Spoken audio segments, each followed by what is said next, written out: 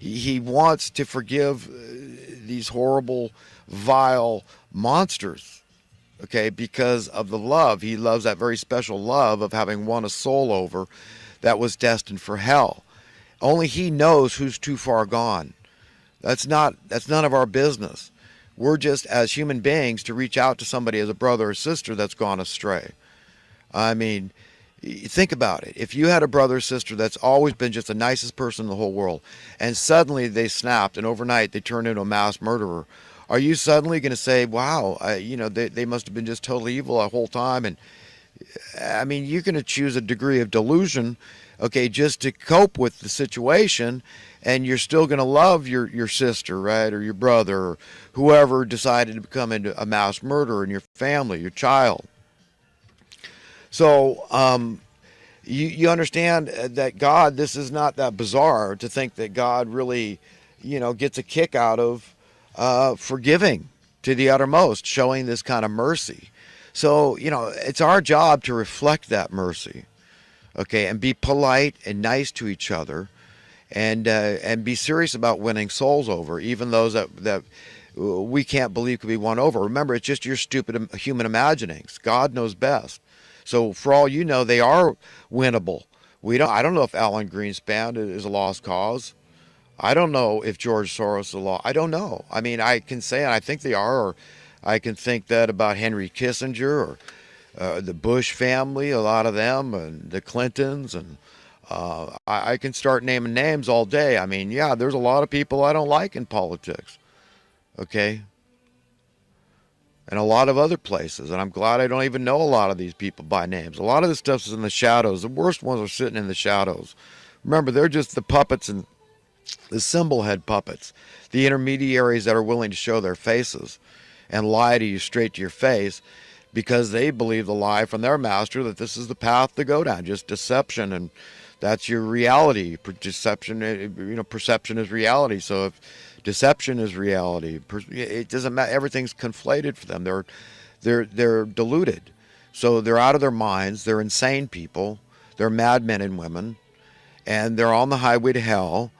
And end of story. So whether it's the rudder or any of the conduit, the connecting rods, the status quo establishmentarians, or the helm, okay, whoever is actually steering the ship, okay, if it's evil and if it's serving the beast, then we know that it's for the birds. Okay, we don't want to be going down this path, but yet we keep on doing it.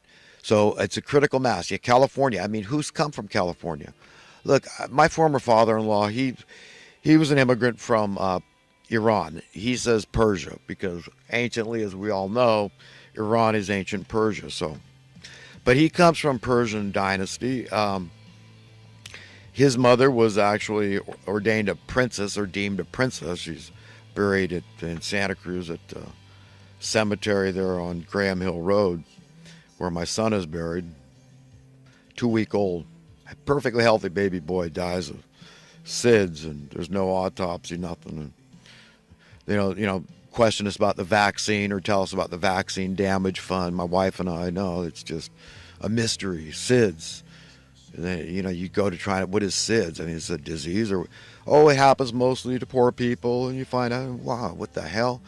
And then you hear Rand Paul says he would never let his child be vaccinated on day one, and that's likely exactly what happened to my son. But everybody keeps us in the dark because there's this super fund, this vaccine damage fund nobody knows about, except a few people know. If you look it up, you can find out about it. Messed up, man. But anyhow, my former father-in-law, he came here back, I guess, in the probably in the late 50s or early 60s. He's related to the former deposed Shah of Iran, and I guess that would be by birth you'd say Shiites, whatever. But he came and he started getting into this landlord business. He's a gambler, he liked that lifestyle, and I don't know how much bread he came over here with, but whatever. I've never quizzed him, nor am I that interested, nor is it any of my damn business, quite frankly. But Anyhow, he started buying up property. And I remember at one point, this is going back to the 1980s, my former wife told me that he had bought half of Santa Cruz at some point, housing. And I do remember that at one time in history, Santa Cruz had, by the standards of the national news media, the highest housing costs in the whole nation. So to give you an indication of what's been going on here, it doesn't take a lot of investors. It just takes one really aggressive investor coming to your town, and California's seen its share, and that's just one little example. It's the kind of stuff Rich Dad will encourage you to do. I haven't even read his books, to be quite frank, but I know I've studied real estate. I got my 4-year California real estate license. I've taken real estate economics. I've studied on my own independently. That's the greatest information I can offer anybody, is what I've researched on my own. Reading books like The Wealth of Nations by Adam Smith. And if you're going to buy the book, buy this edition. Okay? You can see it. Can't miss it by the images there. But listen, I just try to educate people about what's going on. But you see, what they're going to tell you is these investors. I know. Look, I could be a real estate mogul easily with what I easily. My former father-in-law, I think he's trying to be a billionaire. That's fine, whatever. He's got a couple of teenage sons. It's funny because my daughters are in their 30s and their uncles are teenagers. But of course, the second wedding, second marriage for him. But just a little tidbit of info there on my family. But yes, family stuff is interesting. My dad, his mother was pure Irish. They're both Irish immigrants. But anyhow, look, what I would tell everybody, if I wanted to tell you how to get rich quick, what I would tell you is what you need to do is establish credit. And then you just inch your way up and you just start parlaying everything. And you collateralize everything, and you're trying to drive the price of housing up. You're not looking back. You're saying, I don't care what other people, I'm just going to have the highest. I'm going to look at what the highest rents are, and I'm going to go and work, make my places a little nicer if I got to do my own labor, or if I got to hire undocumented labor. I'm going to get this work done cheap, okay? And I'm going to buy the low-hanging fruit, all those fixer-uppers, all that stuff that's coveted by the working class couple, struggling young couple. I'm going to snatch that away, snatch their hopes and dreams away. I'm going to buy up all that housing, just like Monopoly. And then you collateralize it. You go to the bank and you say, look, I want to parlay this and I want to make more. So here, I'm laying all my property on the table here. Then you go out and you start running boarding houses like B&B, right? You maximize all your profits. So you got to get some investors, some savvy investors, and you wheel and deal and make a bargain with the advertisers so you get the best advertising dollar. And so you advertise all around the world, right, to get that B&B dollar. Or you can make up your own, start your own, be an entrepreneur, start a new type of B&B, put it under a new name, like start a new adhesive bandage, right? So yeah, I'm going to be bigger than B&B. I'm going to be 10 times bigger. I'm going to be like Uber. And then somebody competes with Uber and they become, anything, it's America, right? So you pick up all the low-hanging fruit. Just be the most aggressive investor in town, loathed and feared by everybody. Real estate agents just, they bowed down and put out the red carpet for you because they wanted to sell. And you were mostly just wheeling dealing with private homeowners because you got the best deals. You just circumvented all the need for real estate agents.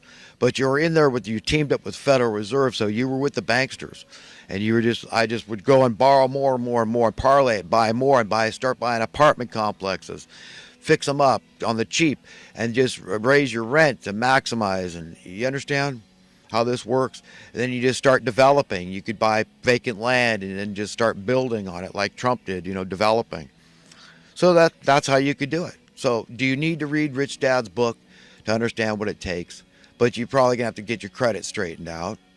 And, but I don't recommend it because I think that I wouldn't be nearly as happy as I am now. Okay? And I think that it's been good. I'm glad I spent my life hating money for what it does to people.